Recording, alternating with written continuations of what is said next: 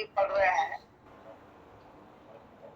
वो है डायग्नोसिस, क्योंकि जब डायग्नोसिस किसी भी डिसऑर्डर का हो जाएगा तो फिर थेरेपी जो है उसके लिए आप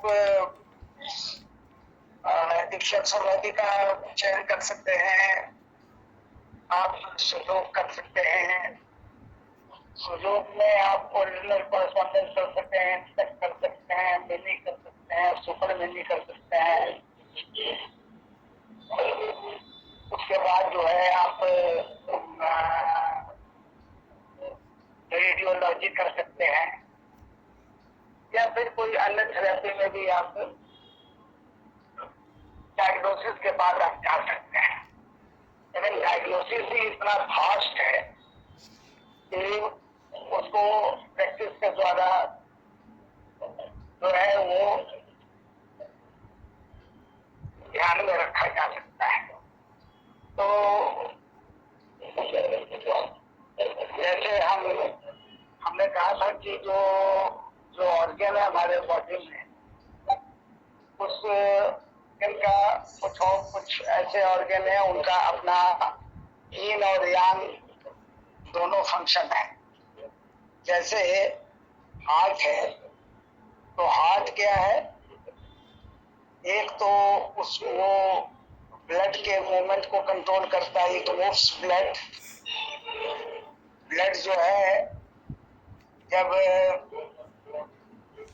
ब्लड से निकल कर करके ये हार्ट से निकल कर करके पूरे बॉडी में सर्कुलेट होता है, तो उसका काम जो है उसका मूवमेंट कंट्रोल करता है हार्ट। अगर उसका सिस्टोलिक या डायस्टोलिक जो कॉन्ट्रैक्शन है अगर वो पूरा ठीक से नहीं हो पाएगा तो ब्लड का मूवमेंट भी इम्पेयर्ड हो जाएगा। तो उसका प्रॉपर होना बॉडी के लिए हार्ट का जो है फंक्शन उसको कंट्रोल करता है। तो blood movement, it moves blood. Blood अगर ब्लड का मूवमेंट नहीं हो पा रहा है प्रॉपर, तो मतलब कहीं ना कहीं हार्ट के पास ये रिस्पॉन्सिबिलिटी चली जाती है।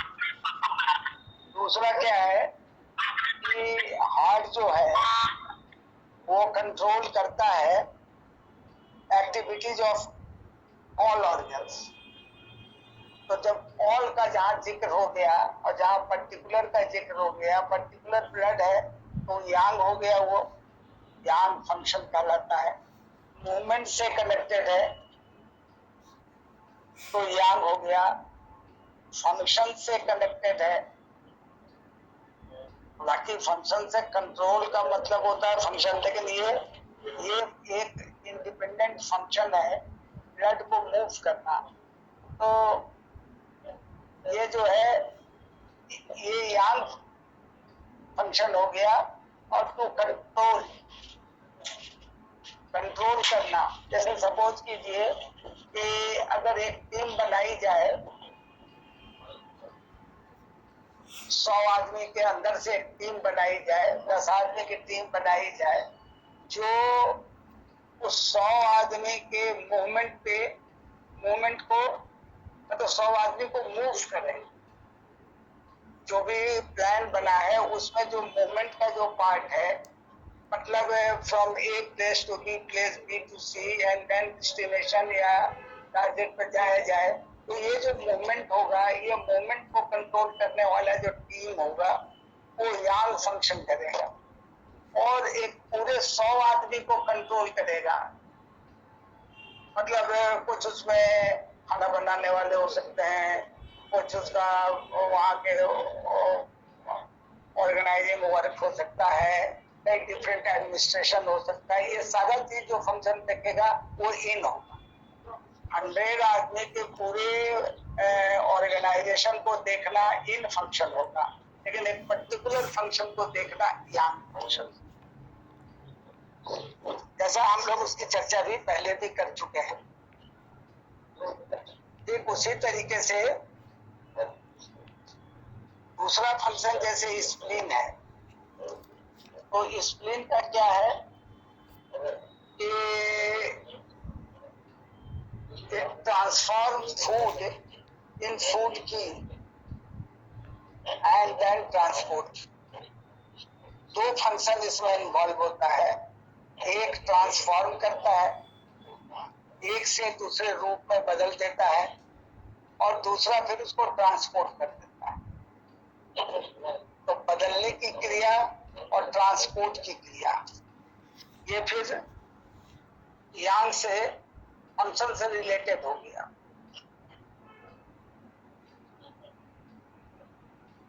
दूसरा क्या हुआ, इट गवर्न्स द ब्लड, ये ब्लड को गवर्न करता है, यानी ब्लड इन टोटलिटी उसको गवर्न करता है कि उसका उसमें जो है परसेंटेज ऑफ प्लाज्मा का क्या पोजीशन है, प्लाज्मा में वाटर फ्लूइड का क्या पोजीशन है, उसमें ब्लड में जो कॉर्टिसोल्स है उनका परसेंटेज क्या है, ये सारी चीजों का जो है वो मेंटेन करता है। लेकिन जो है ट्रांसफॉर्म और उसको transport to functions are involve, function में जहाँ इन्वॉल्वमेंट होता है तो वो यांग हो जाता है, और बाकी अदर फंक्शन जो होता है वो इन हो जाता है।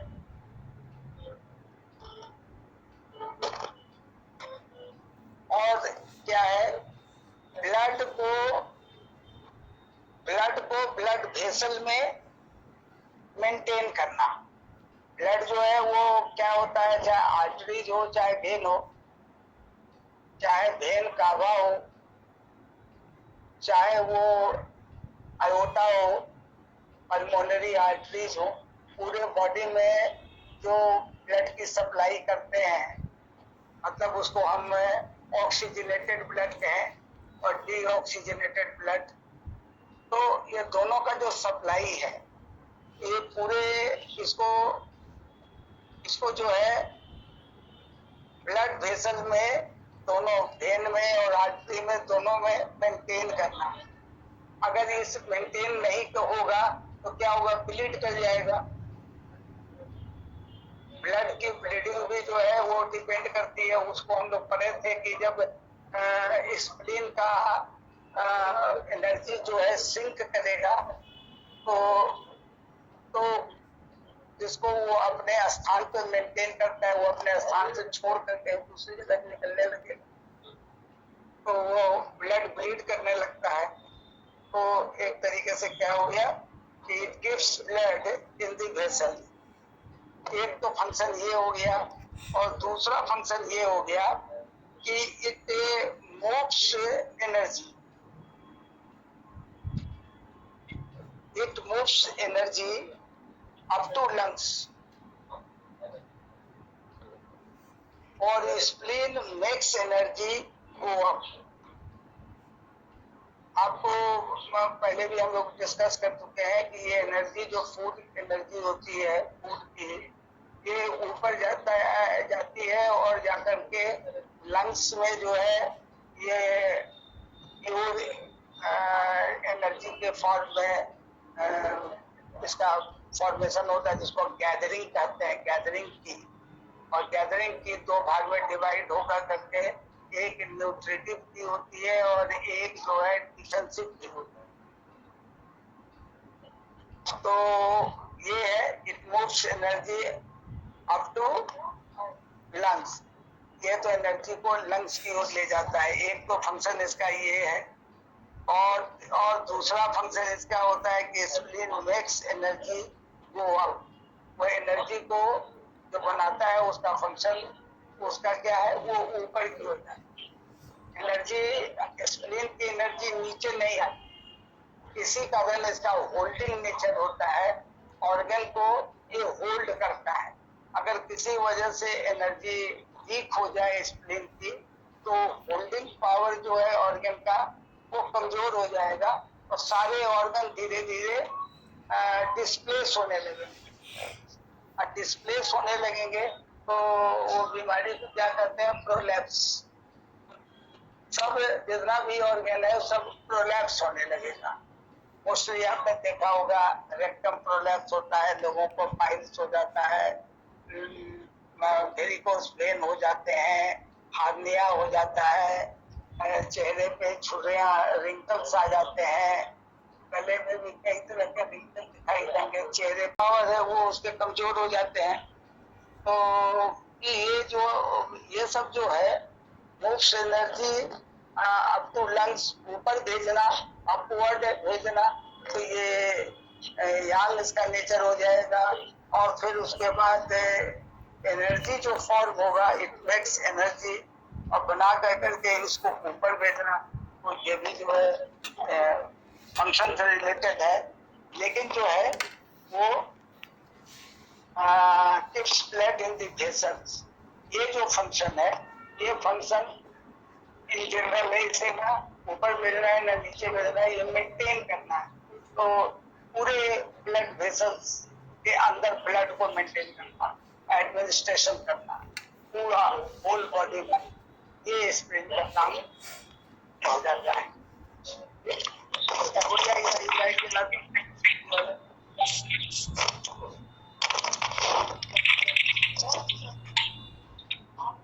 तो ये जो है वो आपको स्प्रिंग का फंक्शन हो जाता है। ठीक उसी तरीके से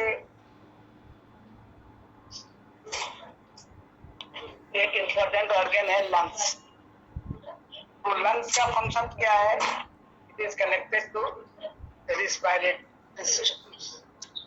तो जैसे ये लेयर्स हैं, लेयर्स के बाद जो है नेजल चैम्बर है, चैम्बर के बाद जो है नेजोफेरिंक्स है, ओरोफेरिंक्स है, लैरिंजियल फेरिंक्स है।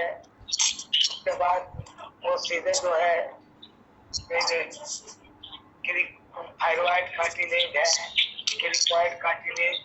उसके बाद वो जो है आपको थायराइड ग्लैंड हो जाता है, और नीचे फिर आप देखते होंगे ट्रेकिया है, और ट्रेकिया के बाद ट्रेकियोल है,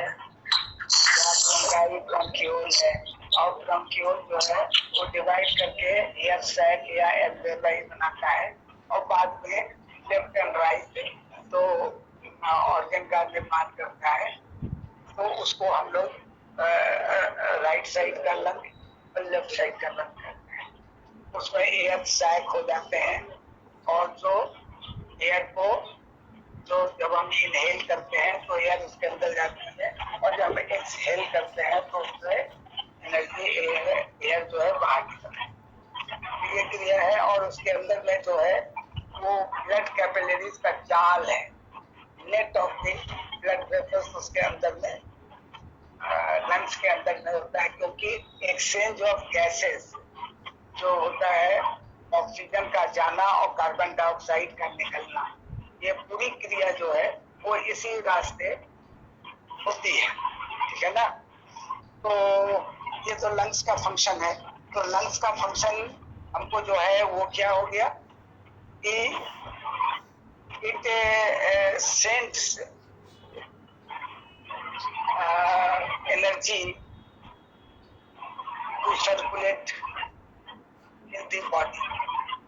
ये ऑक्सीजन को ब्लड में भेजता है, उसका मैकेनिज्म है, ऑक्सी हीमोग्लोबिन बनता है, फिर कार्बन डाइऑक्साइड से मिलकर कार्बो ऑक्सी हीमोग्लोबिन बनाता है, वो फिर आके लंग्स में फ्री हो जाता है और कार्बन डाइऑक्साइड बाहर निकल जाता है। तो ये ऑक्सीजन का जाना, तो ये काम जो है ये बॉडी में ऑक्सीजन को क्या करता है, ऑक्सीजन को सर्कुलेट करता है, और जहाँ पर भी इसका जरूरत है वहां पर जो है इसका उपयोग किया जाता है।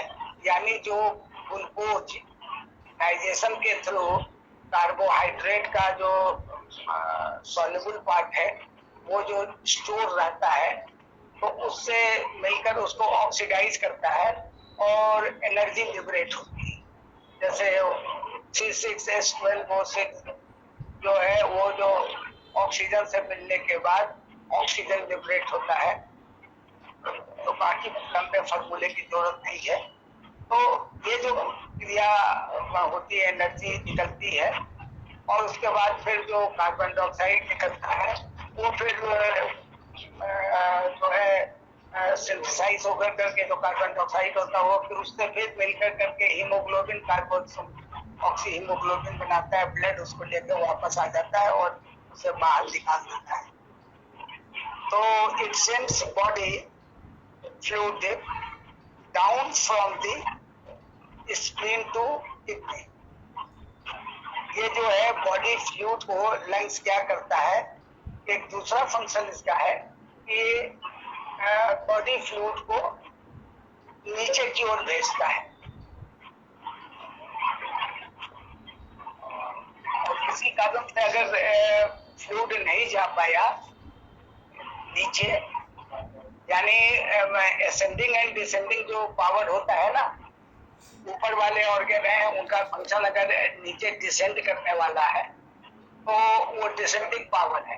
तो डिसेंडिंग अगर वो डिसेंड नहीं कर पा रहा है अपने फंक्शन को, इसका मतलब है अपने अंदर एक्यूमुलेटेड बॉडी फ्लूइड को नीचे नहीं भेजेगा। तो जब नीचे नहीं भेजेगा तो उसके अंदर ही हो जाएगा, वो बॉडी फ्लूइड उसके अंदर रह जाएगा। तो उसी को हम लोग क्या कहते हैं कि लंग्स में जो है वो वाटर आ गया, बॉडी फ्लूइड आ गया। या आप देखेंगे कि वो तो लंग्स में आ जाता है, वो तो एक क्रिया हुई। फिर जो है प्लूरा जो कैविटी बन जाती है, उस कैविटी के अंदर में भी वो वेटी हो जाता है, उसमें पानी आ जाने से, बॉडी फ्लूइड आने से हम लोग प्लूरिसी करते हैं। तो ड्राई एंड वेट दो तरह की प्लूरिसी होती है जो बाद में चलकर जाने से फिर वो इन्फेक्शन जो है ट्यूबरक्लोसिस में कन्वर्ट होता है। तो वो इन्फेक्शन बनेगा, कॉक्स जिसको कहते हैं, वो फिर आगे उसका अध्ययन कीजिएगा। तो इस तरीके से जो है ये क्या करता है, ऑक्सीजन को सर्कुलेट करता है इन दी बॉडी में, और बॉडी फ्लूइड को ये स्प्लीन टू, क्योंकि ये सबसे ऊपर है, सबसे लास्ट ऑर्गन है डेवलपमेंट का, सबसे ऊपर है। इसके बाद ये सब नीचे ही भेजता है, इसका फंक्शन ही है नीचे भेजना।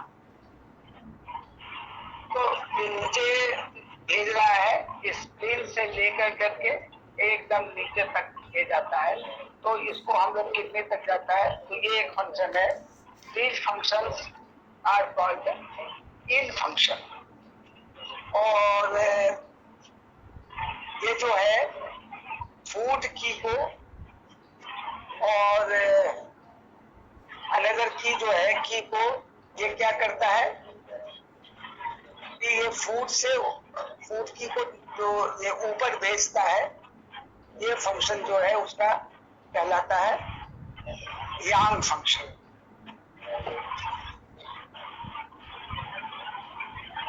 और क्या करता है, और एक फंक्शन है, ये एनर्जी को क्या करता है, to the outside of the body, ये बाहर से एनर्जी को भीतर लाता है। तो this is also called the yang function. तो कुछ ऐसे फंक्शन हैं जो इन और यांग के हैं। जैसे अब इन फंक्शन अगर देखा जाए तो किडनी का जो इन फंक्शन है वो क्या है, इट रिसीव्स प्योर फ्लूइड।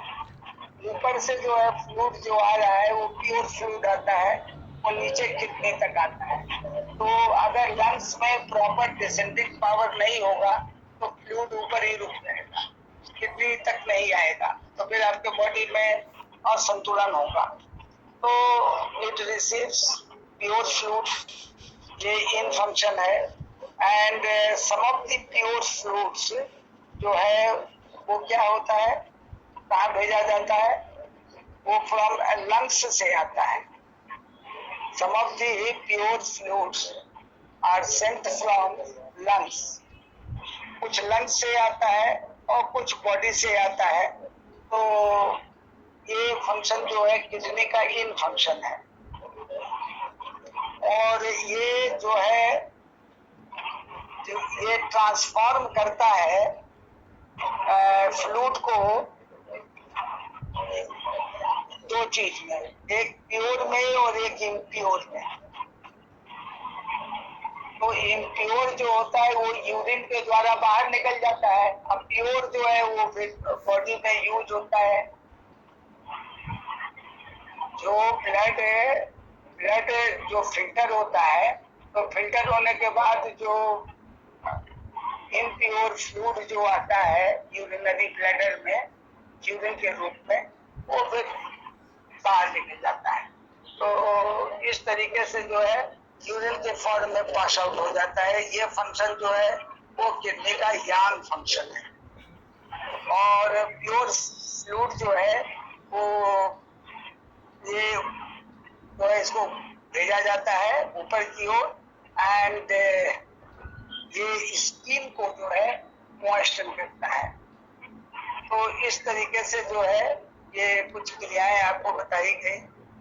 तो ये इनका यांग का फंक्शन है। ठीक उसी तरीके से हम अगर लीवर को देखते हैं तो लीवर क्या करता है, it stores blood, heart forms blood, circulate blood, liver store blood,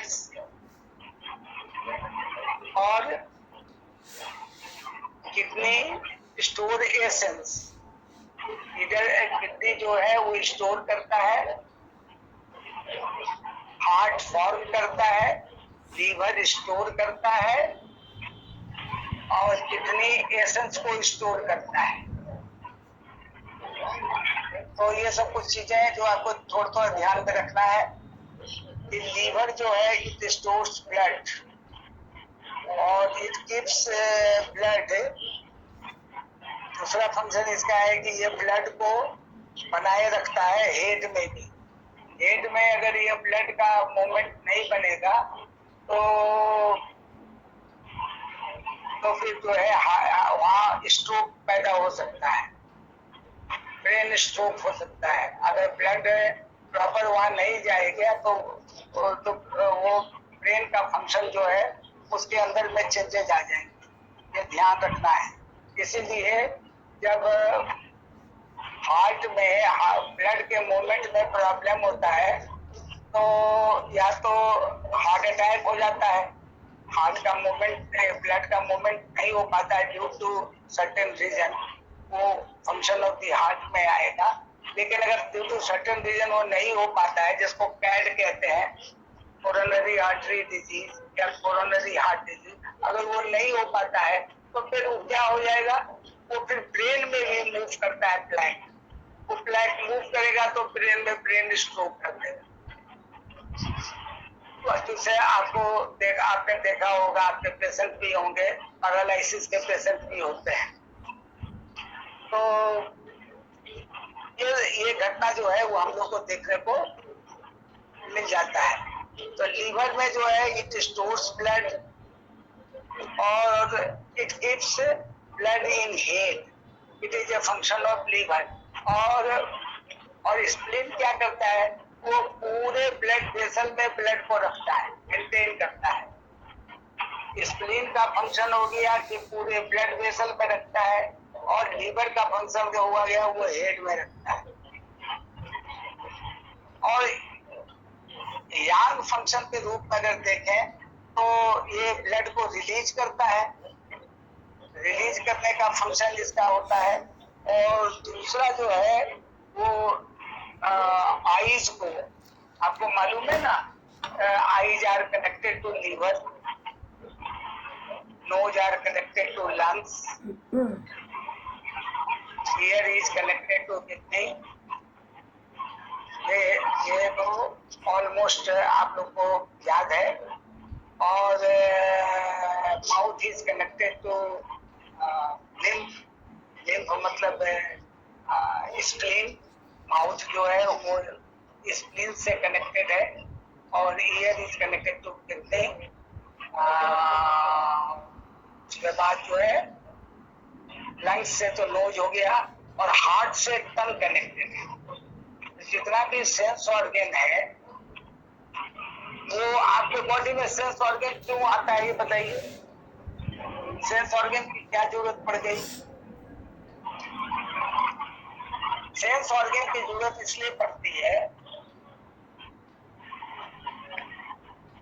कि हम लोग तो इस बात को जानते हैं कि हमारा बॉडी जो है वो माइक्रो पार्टिकल है यूनिवर्स का।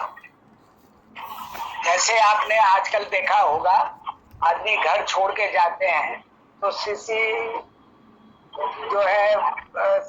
जो है, मतलब कहने का मतलब है वो कैमरा जो है लगा लेते हैं, वो चौकीदार रख देते हैं, चौकीदार से कांटेक्ट बनाते हैं कि मेरा घर जो है ठीक ठाक है ना, कैमरे से देखते हैं। और भी अदर डिवाइस होगा तो उनसे अपने पड़ोसी से बात करते हैं घर से कांटेक्ट बनाए रखने के लिए। ठीक इसी तरीके से जो है हम यूनिवर्स से कांटेक्ट बनाए रखने के लिए हमारे अंदर से सेंस ऑर्गन्स, और उसके द्वारा जो हमको एडवाइस मिलता है तो हमारे अंदर तक कर्मेंद्रियां मतलब काम करने वाले हमारे ऑर्गन होते हैं, हाथ पैर ये सब होते हैं, जिसको जेनाइटल ऑर्गन जैसे यूरेथ्रा का ओपनिंग है या रेक्टम का ओपनिंग है या हमारे स्किन के पोर्स हैं या फिर हमारे हाथ पैर हैं। तो ये सब जो फंक्शन है ये डिपेंड करता है सेंस ऑर्गन का, और सेंस ऑर्गन का प्रोविजन नेचर ने इसीलिए दिया है कि हम अपने को यूनिवर्स से कॉन्टेक्ट बना के रखें, टेस्ट के द्वारा बना के रखें, स्मेल के द्वारा बना के रखें, साउंड के द्वारा बना के रखें, शब्द के द्वारा बना के रखें, मतलब रस के द्वारा बना के रखें। इन सारी चीजों के द्वारा हम यूनिवर्स से जुड़े रहें, अदरवाइज तो क्या जरूरत है। बक्सा भी हो सकते थे, अब बॉक्स देखिए, एक ताला लगा दीजिए और बॉक्स का अंदर का कोई कांटेक्ट नहीं होता है, लेकिन वी आर नॉट बॉक्स, हम बॉक्स नहीं है, हमारे अंदर एक चीज है, हमारे अंदर जो है वो 10 जो है वो एक जीत है। इसीलिए दशरथ, हालांकि हम लोग उसको क्लियर करते हैं कि 10 जो हमारे एक जीत है उस पे अगर सद्गुण अच्छे गुण वाले लोग अगर हमारा दृष्टिकोण अच्छा है तो हमारे सारे एग्जीट है तो उसको 10 शब्द का इस्तेमाल किया गया है। और दशानल, अगर 10 एग्जीट जो है they are not properly negatively working तो उसको दशानल कहते हैं। तो इस तरीके से जो है होली बुक्स में भी 10 एग्जीट का जिक्र किया जाता है। इसी तरीके से हमारे बॉडी में ये 10 एग्जीट बने जाते हैं, आने जाते हैं, और इसलिए ये एग्जीट है, इसके द्वारा हम यूनिवर्स से सेंस ऑर्गन के द्वारा यूनिवर्स से अपने को कांटेक्ट बनाते हैं। Because we are a micro particle of this. तो ये चर्चा जो है वो हम लोगों ने दिन पढ़ते हुए किया। आपको शुरू में हमने बताया भी था कि ये जो हमारे पास जो 12 ऑर्गन्स हैं वो 12 ऑर्गन तो होते ही है, लेकिन उसमें यांग भी है, और बाकी जो है जो 6 जो है वो यांग है तो उसमें यिन भी है। तो इन दोनों के फंक्शन सबको मिलते हैं। अब जैसे आपको हमने बताया था कि अगर मान लीजिए बहुत रिची खाना खाते हैं, बहुत चिकनाई वाला खाना खाते हैं, उस तरीके का क्या बताए थे आपको याद होगा, हरी भरी करी ये सब चीजें, तो ये क्या होता है हमारे बॉडी में इनको डिफिशिएंट करता है, इन कमजोर होता है। और अगर हमारे बॉडी में अगर हम जो है अपने खाने में बहुत ज्यादा ठंडी तासीर का खाना खाएंगे तो क्या होगा, हमारा यांग कमजोर हो जाएगा, तो हमारा यांग डेफिशिएंट होता है। डेफिशिएंसी ऑफ यांग हमारे डाइट पर क्या निर्भर करता है, हम बहुत ठंडा खाना खाने लगेंगे, ठंडी तासीर का खाना खाएंगे तो हमारा यांग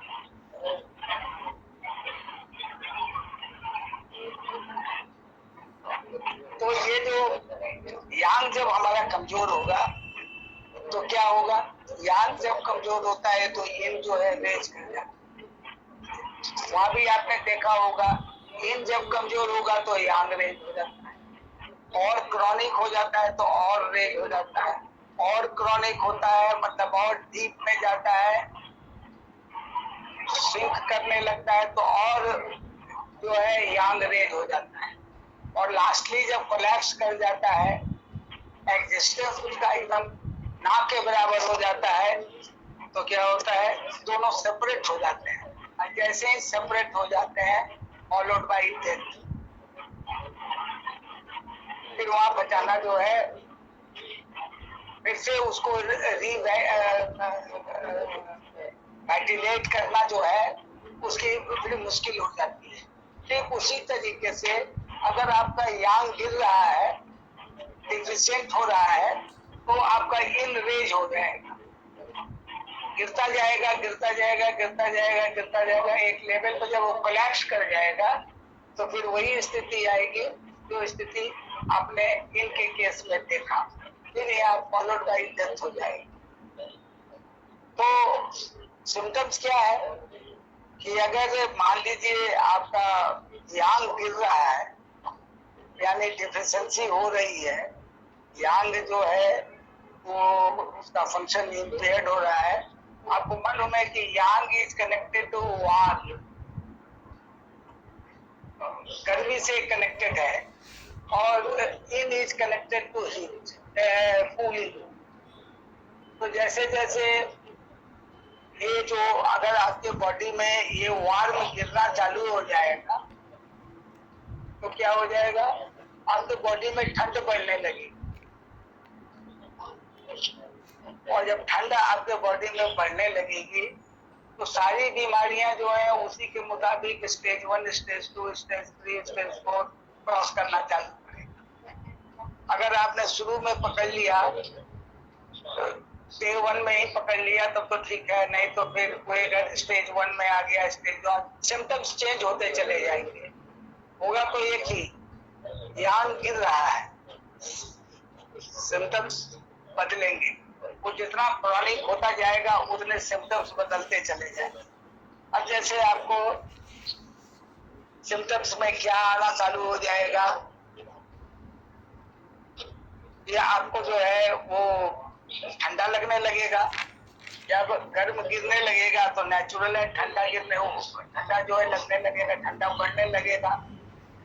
आपने पढ़ा होगा जब पंचमहाभूत का आपको बताए थे, क्रिएशन थ्योरी और सब्जुगेशन थ्योरी, उसमें ये जो है फायर और वाटर एक दूसरे को क्या करते हैं, वाटर जो है वो सब्जुगेट करता है, और फायर जो है वो एंटी सब्जुगेट या इंसल्ट करता है। इसकी चर्चा हम की तो भूलिएगा नहीं, हमेशा जो है इसको आप डायग्राम भी हमने भेज दिया था, मतलब एक जनरल डायग्राम भेज दिया था। आगे तो रेडियोलॉजी पढ़िएगा तो और डिटेल में जाना पड़ेगा। तो ये जो है आपको दिमाग में रखना चाहिए, हर समय दिमाग में रखना चाहिए। अगर कोई आदमी कहता है कि हम खट्टा खाना चाहते हैं, तो क्यों खाना चाहते हैं, तो देखना चाहिए उसके पंचमहाभूत में। अब ये कपड़ा पहनना आपको अच्छा लगता है, तो क्यों अच्छा लगता है, देखिए पंच तत्व में कहीं आप उस तत्व से तो गाइड नहीं हो रहे हैं, ये वातावरण अच्छा लगता है, सारी चीजें जो है वो पंचमहाभूत जो है ना वो डिसाइड करती है। आपके कपड़े का रंग पसंद करती है, आपका रहन सहन पसंद करती है, आपको आपकी डाइट पसंद कर मतलब वो सेलेक्ट कर देती है, आपके सोच विचार को कंट्रोल करती है, आपकी टोटल लाइफ स्टाइल कैसी होगी, ये पंचमहाभूत। अब पंचमहाभूत में वो दो बैठे हुए हैं ना, ईन और यान, ये दोनों कंट्रोल करते हैं।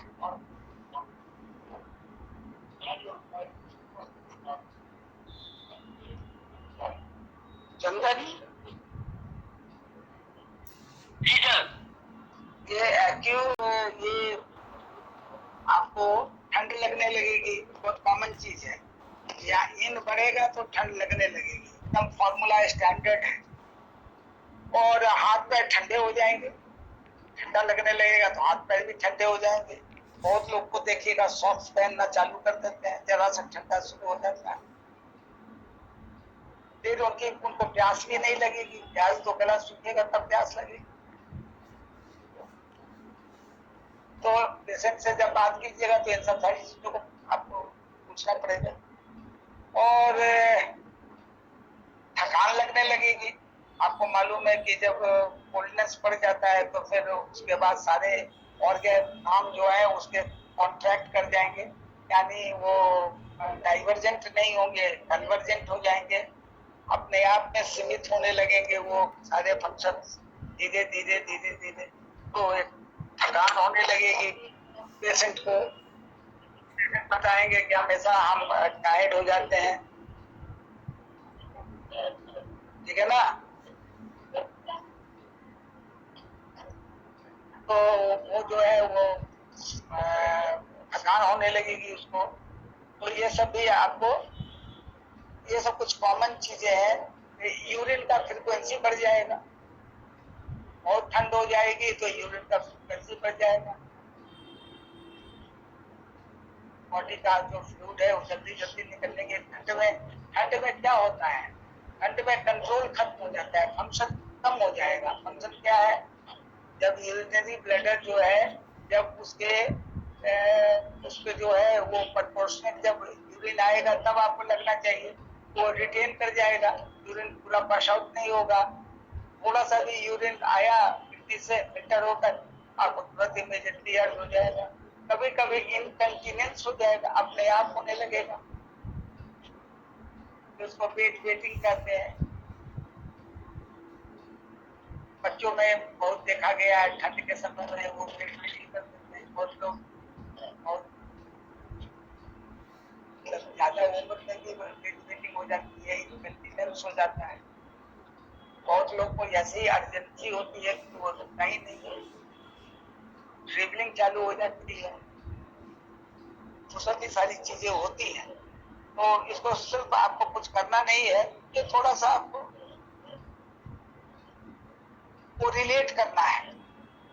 उसके बाद आप देखिएगा गर्म पानी पीना चाहेंगे, नेचुरल। शरीर में ठंड है तो ठंडा पीना तो चाहेगा नहीं। सिम्टम्स है, लेकिन सिम्टम्स कितना कॉमन है और कितना इंपॉर्टेंट है ये हमको समझना पड़ेगा। उसके बाद हमको जो है आपको जो है कोल्डनेस होने से क्या हो जाएगी, आपके नर्व्स पे जो है ना, पल्स पे असर पड़ जाएगा, पल्स कमजोर हो जाएंगे। हालांकि हम लोग पल्स की रीडिंग अभी नहीं पढ़ रहे हैं, हम लोग को इस पर पढ़ना है, लंग डायग्नोसिस भी पढ़ना है, पल्स रीडिंग भी थोड़ा पढ़ना है। हालांकि पल्स का स्पेशलाइजेशन नहीं हो पाएगा, वो तो फिर आप प्रैक्टिस करेंगे करते करते, या जो लोग लोग से कनेक्टेड हैं वे लोग भी काफी अच्छा नाड़ी विज्ञान के बारे में जानते हैं, तो फिर कहीं से हेल्प लेना पड़ेगा। जानकारी थियोरेटिकल कुछ आपको दिया जाएगा, पल्स की डायग्नोसिस है, उसमें जितने सिम्टम्स होते हैं सब तक है ना। तो लंबी पढ़ाई है वो, लेकिन हम लोग धीरे धीरे जब तक so long we will able to continue, we will continue diagnosis chapter. तो ये सब जो चीजें आपके सामने है, ये आपका जो है, ये आपका यांग गिरेगा और इन बढ़ेगा, तो ये सिम्टम्स कॉमनली आपको दिखाई पड़ने लगे, ठीक है ना। ये बड़ा ही इंपॉर्टेंट है। उसके बाद फिर वही फॉर्मूला है कि जैसे जैसे ये क्रॉनिक होता जाएगा वैसे वैसे जो है आपको जो है वो इन बढ़ने लगेगा, और इन जब बढ़ेगा तो बताइए क्या हो सकता है। इन बढ़ने का मतलब है ठंडापन बढ़ेगा, तो यूरिन फ्लूइड बॉडी से नहीं निकलेगा तो क्या होगा, फ्लूइड बॉडी में जमा होगा, जमा होगा तो फ्लूइड का मूवमेंट क्या होता है, ऊपर से नीचे डाउनवर्ड मूवमेंट होता है, तो पैर में सूजन चालू हो जाएगी। ये बड़ा इंपॉर्टेंट सिम्टम्स है। इसका मतलब है कि स्टेज एडवांस हो चुका है। पैर में सूजन होना इसका मतलब एडवांस हो रहा है। अभी तो ठंडा लग रहा था, यहाँ तक तो चल सकता है। भाई ठंड लगती है, हम शॉर्ट पहनते हैं, हम 2 स्वेटर पहन लेते हैं, ये सब तो चल रहा है। लेकिन अगर size of the organ, external organs अगर बढ़ रहा है, जैसे पैर में सूजन हो गया, ये सब हो गया, हाथ शरीर में भी जो है वो सूजन हो गया, चेहरा भी थोड़ा कॉम्पिटिटिवली स्वेट हो गया, तो इसका मतलब है कि शरीर में ये जो ठंड है ये अब एक स्टेज पार कर रहा है। तो जब वो पार करेगा तो इडमा होने लगेगा। इडमा मतलब कि आपके एंकल्स में सूजन होगी, लेग्स में सूजन होंगे। तो ये मानना चाहिए कि तब ये ठंड जो है एक स्टेज बढ़ा है। वाटर रिटेन करने लगेगा, तो वाटर जब रिटेन करेगा तो सिर्फ इसको मत मानिए कि वो यूरिन में, यूरिनरी ब्लैडर में रिटेन करेगा। उसके कई जो है वो जगह स्टार्ट हो जाएंगे। वाटर रिटेंशन हो जाएगा हेड,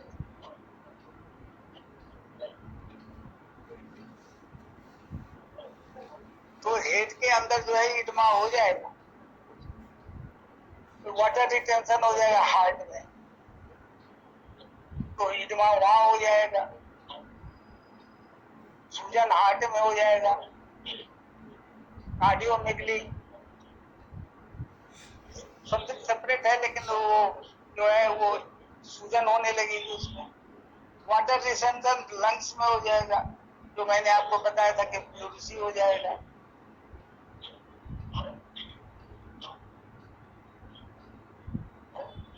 और उसके बाद जो है बड़ा ज्यादा जो है कोल्ड फीलिंग होने लगी पैर में, बैक में। वो जो लोग जो कहने लगते हैं ना किडनी का खास स्टेज आ गया, ये शुरू हो गया। ये किडनी का ही स्टेज आता है। किडनी का स्टेज इसी में शुरू हो जाता है।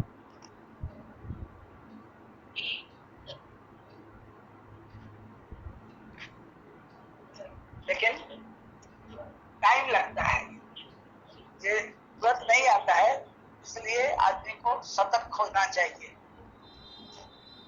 इससे पैरों में लोग देखते हैं और उसके बाद पैर में हो रहा है, पैर में हो रहा है, घर में एक अजीब सा एटमोस्फेयर बनेगा। और उसके बाद जो है ये आगे भी इसका जो है स्टार्ट हो जाएगा। तो मूल कारण क्या है? डिफिशियंसी ऑफ यांग हो जाएगी। तो आपको जो है थोड़ा सा और डीप हुआ, क्रॉनिक डिफिशियंसी जो है यांग और क्रॉनिक हुआ, इन जो है और रेज हो गया। और जब इन जो है रेज हो जाएगा तो इन की देखिए, इन जो है वो क्या है, वो बढ़ रहा है यांग के घटने से। यांग के घटने से इन बढ़ रहा है, तो जो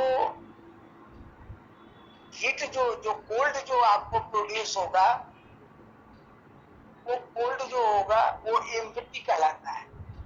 तो याद रखिए, एक होता है कि फुल कोल्ड हो गया या फुल हीट हो गया, ओरिजिनल यांग इन बढ़ा। यहाँ जो हुआ ये कोल्ड, ये हो गया ओरिजिनल हीट या ओरिजिनल कोल्ड। लेकिन अगर यांग तो गर्म होता है, यांग गिर रहा है और इन बढ़ रहा है, तो ये फॉर्मूला जो है एम्प्टी हीट का होता है, एम्प्टी कोल्ड का होता है। तो यांग गिर रहा है और इन बढ़ रहा है, लेकिन उसमें क्या होगा, आपको ठंड का अनुभव होगा। आपको उस समय बताए थे ना कि आपको शाम में लो ग्रेड फीवर होने लगेगा, रात में स्वेटिंग होने लगेगी, रात में मुंह सूखने लगेगा, रात में गला सूखने लगेगा, ये सब सारी चीजें संभवतः कल ही लोग डिस्कस किए थे। तो उसी तरीके से अगर ये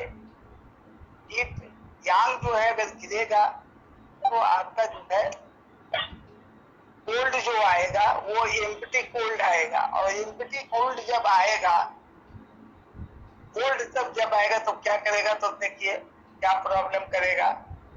ये shape, size and structure of the concerned organ increase करते,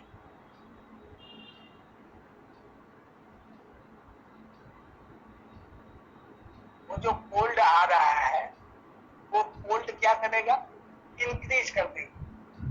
क्योंकि आपको ऐसे भी मालूम है कि कोल्ड मतलब yin is connected to what, structure, और कोल्ड यहाँ बढ़ रहा है, हालांकि वो एम्प्टी कोल्ड है, लेकिन ओरिजिनल कोल्ड नहीं है, लेकिन वो एम्प्टी कोल्ड भी जो है वो काम करेगा to increase the shape and size and structure of the organ. तो साइज बड़ा हो जाएगा। अगर मान लीजिए हार्ट में अगर यांग नीचे जा रहा है, इसका मतलब एम्प्टी हीट वहां बढ़े, एम्प्टी जो है वो इन बढ़ेगा, तो इन जब बढ़ेगा तो क्या क्या आ सकता है आपको, साइज ऑफ द हार्ट बढ़ेगा। आपको आएगा, बहुत सब पेशेंट आएंगे कि भाई साहब हमारा हार्ट का साइज बढ़ा हुआ, कार्डियोमेगली है। बहुत आदमी आके कहेगा स्प्लीनोमेगली है, स्प्लीन का साइज बढ़ा हुआ है। बहुत आदमी कहेगा कि साहब लेके आएगा अल्ट्रासाउंड का रिपोर्ट और कहेगा किडनी का साइज हमारा बढ़ा हुआ है।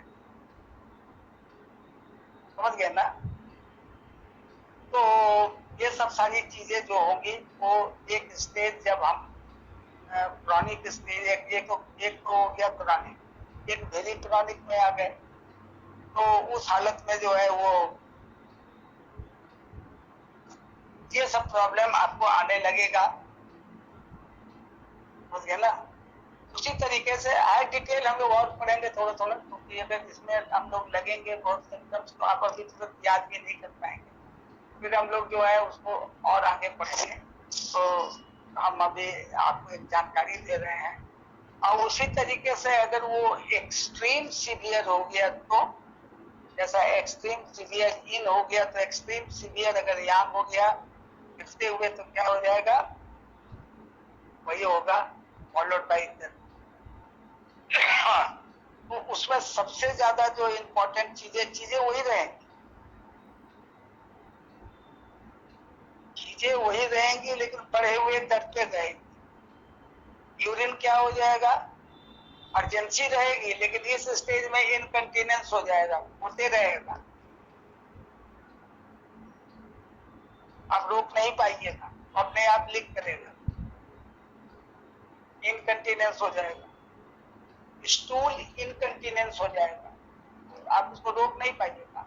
क्योंकि आपको मालूम है कि किडनी जो है वो यूरेथ्रा का ओपनिंग और रेक्टम दोनों का ओपनिंग को कंट्रोल करता है। तो जब वहीं पर कोल्ड हो गया है, उसका यांग यानी फंक्शन करने वाला सिस्टम ही कमजोर हो गया, तो क्या रोक पाएगा? क्योंकि फॉर्मूला बहुत सिंपल है, खाली कनेक्ट करने की जरूरत है एक चीज से एक दूसरे को। जब उसका फंक्शन कमजोर हो गया तो रेक्टम कहां से आपको कंट्रोल, ओपनिंग जैसे एनस जिसको कहते हैं, वो ओपन हो जाएगा, वो बंद ही नहीं होगा। तो जब बंद नहीं होगा तो स्टूल इनकंटिनेंस हो जाएगा, यूरेथ्रा का ओपनिंग भी कंट्रोल नहीं होगा तो वो ओपन हो जाएगा। तो इनकंटिनेंस का जो स्थिति आएगी तो समझिए कि ये स्थिति जो है विकट है। पेशेंट अगर आ जाए तो मेरे हिसाब से उसको अपने क्लिनिक में या अपने रोक के नहीं, हालांकि स्टेज आएगा तो वो आएगा या नहीं आएगा वो स्टेज को पता नहीं है, आप लोग के पास आएगा या नहीं आएगा, और जनरली ऐसा पेशेंट आता भी नहीं है। लेकिन अगर बाय द वे कोई ऐसा पेशेंट कभी आ जाए और इनकन्वीनियंस स्टार्ट हो तो अपने क्लिनिक में इसलिए उसको ज्यादा एंटरटेन नहीं कीजिएगा कि वो स्टेज क्या है नहीं पकड़ पाइएगा। तो वैसे केसेस को थोड़ा हैंडल करना थोड़ा डिफिकल्ट होता है।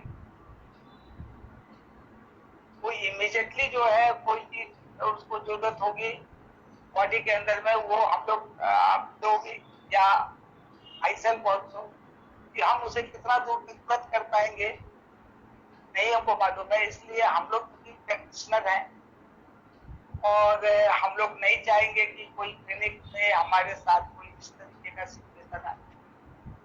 तो ये भी ध्यान रखना चाहिए एज ए प्रोफेशनल,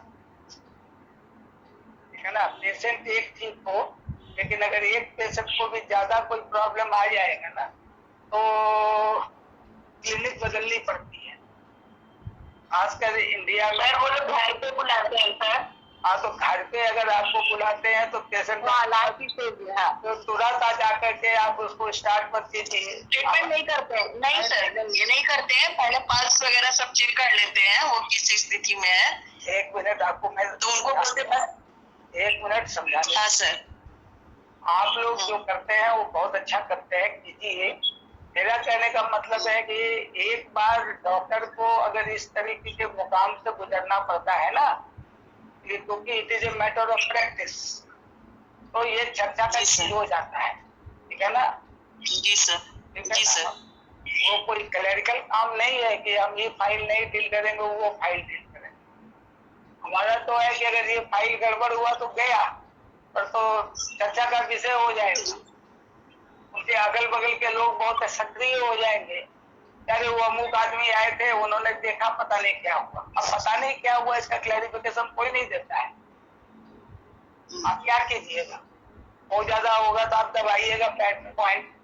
अब क्या कीजिएगा, वो जो मैग्नेट लगाने वाले होंगे चारों तरफ मैग्नेट लगा देंगे और क्या कीजिएगा। इससे ज्यादा हम लोग क्या करते हैं बॉडी। लेकिन जब चर्चा शुरू हो जाएगी तो नेगेटिव चर्चा जो है ना वो र्यूमर मॉन्गर हमारे चारों तरफ होते हैं, इसको हमेशा ध्यान रखना है। क्लिनिक में एक आदमी ठीक हो ज्यादा अच्छा है।